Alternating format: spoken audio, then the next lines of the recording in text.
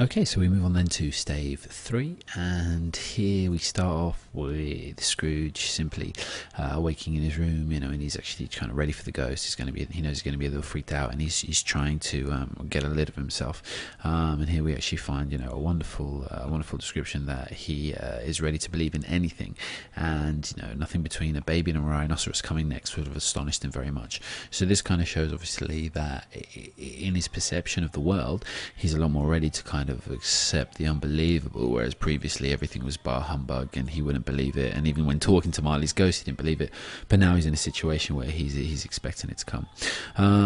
There's also a reference here, and it's interesting because this is one of the last staves. It happens quite frequently here, and here, for example, Dickens talks to us again in the first person from his point of view, and actually refers to us as the second person, as the reader, and that it's still going to work here because the tone's still quite likeable, affable. It's not really tense and horrid, but obviously that's going to go soon, especially in the next stave, and it's really interesting to see that the way he's written it contrasts massively.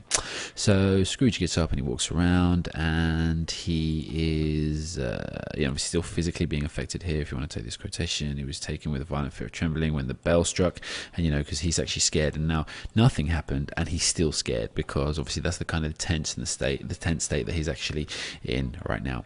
And then he moves across into the next room, and he's there. He sees his own room, but he sees a ghost there, and it's just, the whole thing is actually just kind of full of all this amazing stuff, just real Christmassy stuff, everything that you could think of for Christmas there. Food and sustenance is actually there, and that's obviously, like, there's a great amount of kind of good things there, and that's what the spirit is in control of, as we're going to see, and he's the one who kind of dishes it out. So here the giant and the description of Jolly, just trying again, it's just kind of easing us with something warm before the worst of what's to come, which is in the next stave. They come in, exclaimed the ghost, come in and know me better, man. And that's quite interesting because it kind of alludes to in there the fact that he already knows Scrooge quite well, which is again a reference religiously, or you could argue again religiously, that God and God's creatures and all the Christian hierarchy of spirits, or whatever it would be, they're all kind of watching Scrooge, and we've had that kind of feeling come through here. So he's actually offering him a chance to get to know him as they know Scrooge. So Scrooge enters, and he is just kind of shocked with what he's seeing, and the description obviously is quite beautiful and quite grand, and very generous, and Scrooge is obviously quite intimidated by it. And he says, here, have you never walked forth with younger members of my family? Have you never actually kind of met people from this kind of realm before? And obviously Scrooge not being a religious man, the allusion there is to Scrooge not being a religious man. He says, I don't think I have. Have you many brothers, Spirit? And this is probably again showing us Scrooge trying to deal with his freaked out situation with a joke. He makes a joke about the family, the amount of people that are actually in the family. So he takes him on, and they actually go around and through. And what's interesting about this spirit is the spirit is actually kind of dishing out all the good that we see, kind of with his wand. So here everything's kind of just gleaming and Christmassy, and really set for an interesting kind of perfect Christmas evening.